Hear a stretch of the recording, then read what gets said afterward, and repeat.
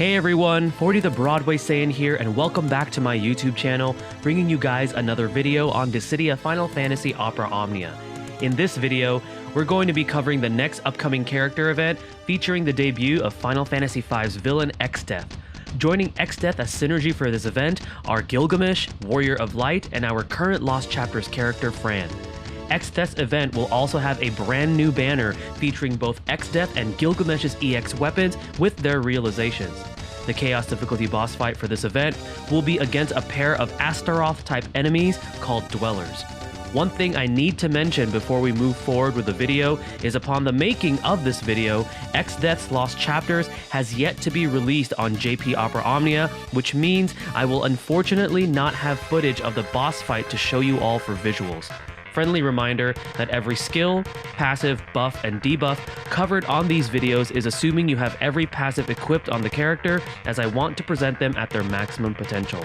Once again, huge thanks to Rem and the Dissidia DB, the Tonberry Troop, and Safina's database for the information provided on this video, and also a huge thanks to a longtime member of my Discord, ZetaKai1219, for his assistance in translating the info provided on this video. Without further ado, let's go ahead and take a look at the upcoming EXDEATH event on Global Opera Omnia.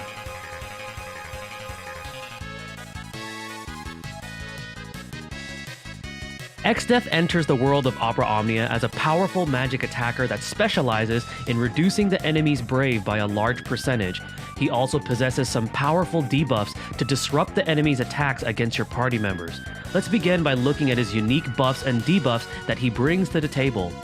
EXDEATH's first unique debuff is called Sprout of Darkness, which has a 6-turn duration, can stack up to 3 times, and inflicts sap on the enemy based on 10% of max brave.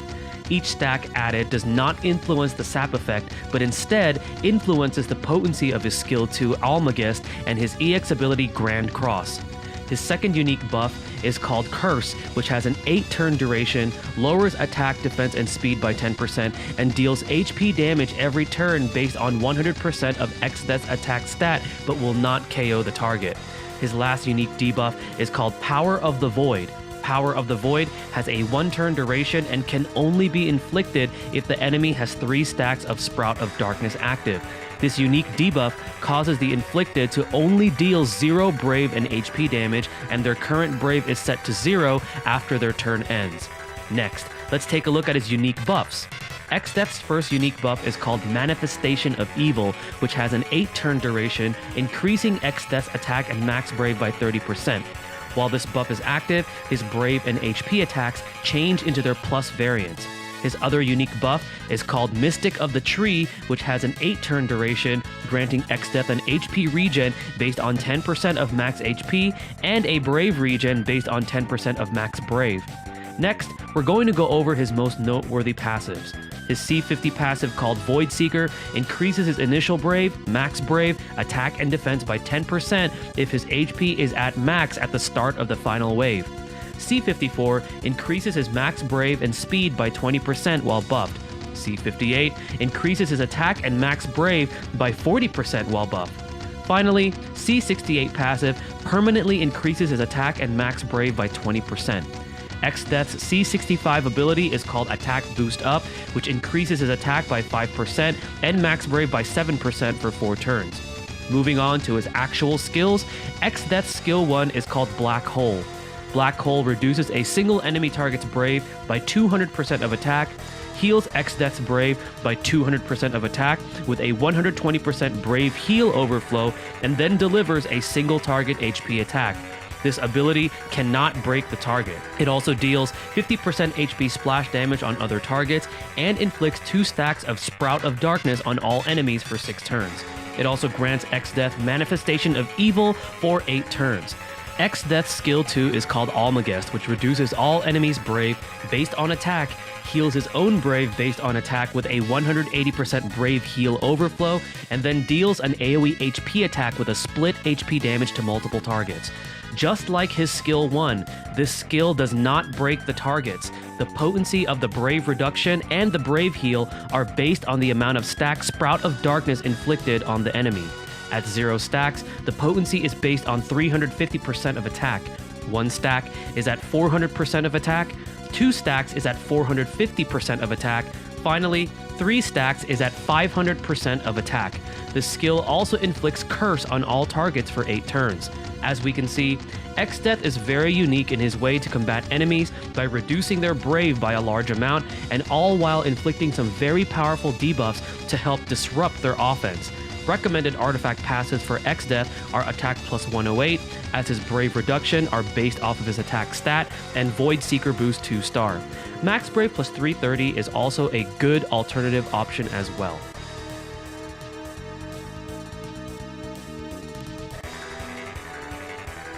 With the release of this event, a brand new banner will be featuring the return of Gilgamesh and Warrior of Light's 15 and 35 CP weapons, the return of Gilgamesh's EX weapon, and the debut of all of EXDEATH's weapons. Both EXDEATH and Gilgamesh will have the EX realizations available upon the release of this event. To find out if they are worth your hard-earned gems and tickets, let's find out what they do. Prior to its realization, EXDEATH's EX weapon equips him with the ability Grand Cross. Grand Cross lowers all enemies' Brave based on 450% of attack, raises his own Brave by 450% of attack, raises the other party member's Brave by 90% of attack, and then delivers an AoE HP attack dealing 100% AoE HP damage to all targets. Just like his skill 1 and 2, this does not break the enemy targets. It inflicts 1 stack of Sprout of Darkness on all enemies for 6 turns. If Sprout of Darkness is at 3 stacks, it will also inflict Power of the Void for 1 turn. Upon realizing this EX weapon, EXDEATH gains the following upgrades. 0 out of 3 upgrades Grand Cross, increasing both the Brave reduction on enemies and the Brave heal to EXDEATH to 500% of attack, and increases the Brave heal to other party members based on 100% of attack. It also adds a 120% Brave heal overflow to the ability. 1 out of 3 permanently increases his attack and max Brave by 40%. 2 out of 3 allows Grand Cross to grant Mystic of the Tree for 8 turns. It also allows EXDEATH to start the quest with Manifestation of Evil and Mystic of the Tree for 8 turns, and will automatically inflict 1 stack of Sprout of Darkness on all targets for 6 turns. Finally, 3 out of 3 further upgrades Grand Cross, this time increasing the Brave reduction to enemies and the Brave heal to himself to 600% of attack, and increasing the Brave heal to other party members by 120% of attack. It also increases the Brave heal overflow to 150%, and this time, while both Manifestation of Evil and Mystic of the Tree is active, EXDEATH's Brave and HP attacks change into their ++ variants, which can now each inflict 1 stack of Sprout of Darkness. The A-type sphere unlocked from this EX weapon is called Debuff Attack Up, which allows the equipped character to increase their attack by 10% when attacking a debuffed enemy. Next, let's take a look at our returning EX weapon for this event, which is receiving a realization. Upon its realization, Gilgamesh receives the following upgrades. 0 out of 3 upgrades his EX ability Hurricane, allowing the Brave hits to be AoE, increasing the Brave overflow to 150%, and recovers 1 usage of his skill 2 Mad Dance up to its initial values. 1 out of 3 permanently increases Gilgamesh's attack and max Brave by 50%. 2 out of 3 extends the duration of a granted Big Man on the Big Bridge to 5 turns, and also grants a new unique buff called Gilgamesh of Honor for 5 turns, increasing initial Brave and Brave overflow by 20%, and granting a Brave regen based on 20% of max Brave. When the quest starts, Gilgamesh will have a 60% max Brave increase, 60% attack increase, and 4 stacks of Big Man on the Big Bridge for 6 turns. It will also change his Brave attack into Kotetsu and HP attack into Genji Blade. Finally, 3 out of 3 further improves Hurricane with an increased Brave hits to 9, 1.6 times Brave damage against a single target, increased Brave overflow to 180%, increased Brave damage potency to 405%, and now deals 50% HP splash damage to other targets. The A-type sphere unlocked from this EX weapon is called Break Attack Boost Up Short, which allows the equipped character to increase their attack and max Brave by 10% for 3 turns when breaking a target.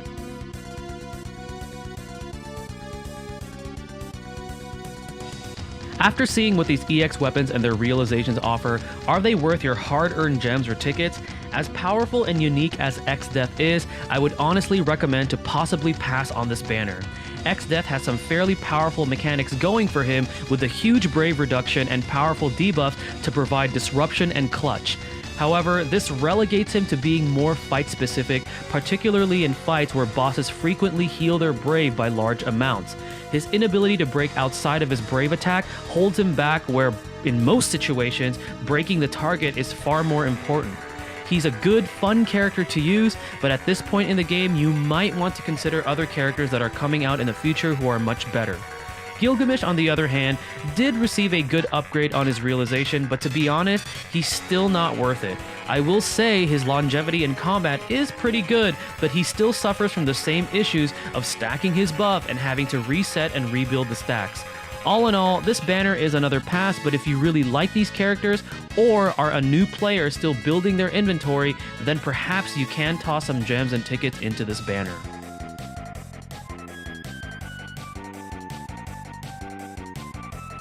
Our last topic will be covering the Chaos difficulty boss fight against a pair of Astaroth-type enemies called Dwellers.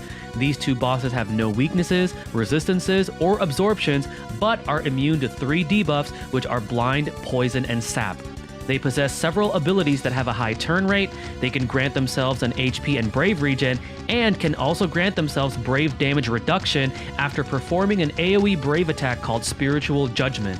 The most important phase to watch out for in this fight is when they enter their break counter state. During this phase, every time you break either one of these bosses, they will counterattack with a powerful single target magic Brave plus HP attack that also inflicts initial Brave down. For these particular bosses, characters with Brave reduction mechanics such as EXDeath, Gilgamesh, and Bartz can be ideal for this fight. If you're lacking units with Brave reduction or are not pulling on the banner, I would recommend taking characters who can reduce the amount of HP damage you receive. Characters such as Porum and Bosch can be great options for helping your character survive the break counter phase by effectively reducing the amount of HP damage you receive. This concludes my video for the upcoming EXDeath character event in Global Opera Omnia. Hopefully this video helps you guys prepare for the upcoming EXDeath character event on Global Opera Omnia. Thank you again for watching. This is 40 the Broadway Saiyan signing out. Mahal, everyone.